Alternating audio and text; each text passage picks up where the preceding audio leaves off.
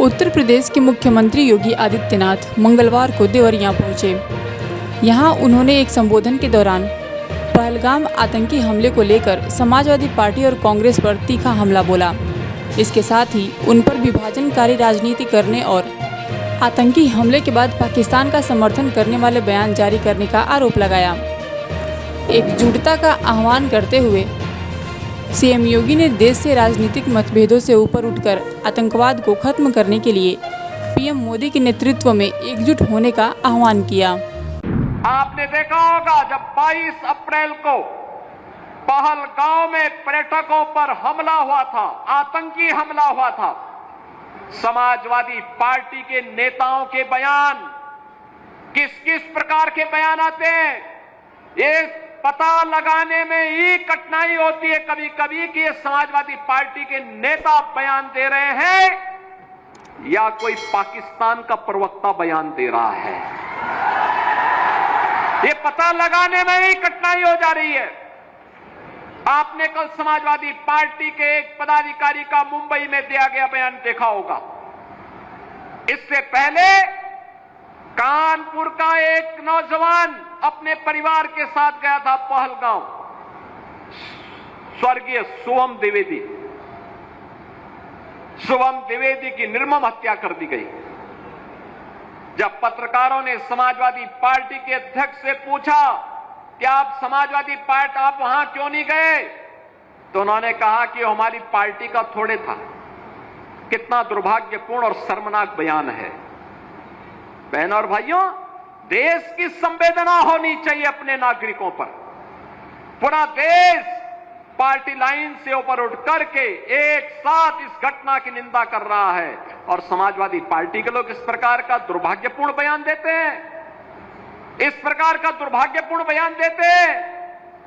पहलगाम की घटना में उनका एक राष्ट्रीय महासचिव बयान देता है, कहता हिंदू ने हिंदू को मारा है, यानी पाकिस्तान को क्लीन चिट देने की कुत्सित चेष्टा। उनका एक सांसद उससे भी घटिया स्तर का बयान देता है।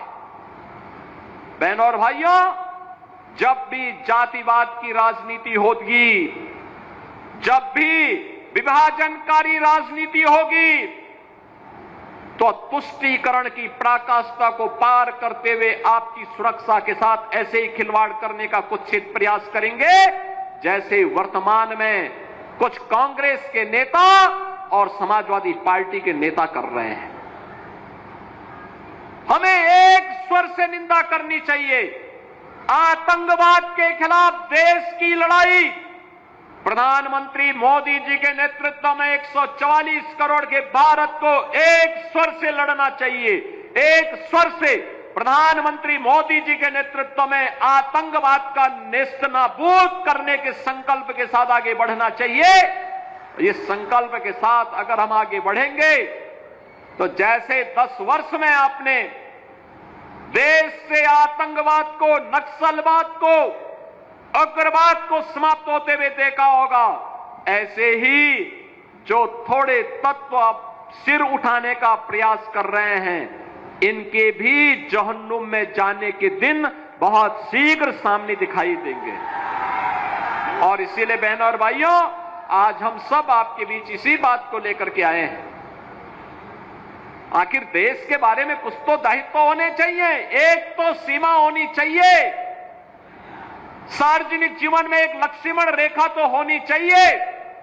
जब राजनीतिक पूर्वाग्रहों से ऊपर उठ करके हम देश के बारे में सोचें, समाज के बारे में सोचें,